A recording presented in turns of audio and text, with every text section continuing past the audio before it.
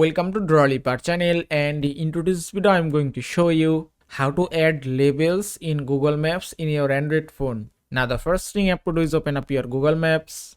After open the maps, at the bottom you can find three options: explore, view and contribute. At first make sure that you have internet connection and your phone location is turned on, and then just tap on view option. From here scroll all the way down, and here you can see labeled option, just tap here. Now to add a new label, just tap on add a place option and then search for any location, then select it and then just mark your location. That's it.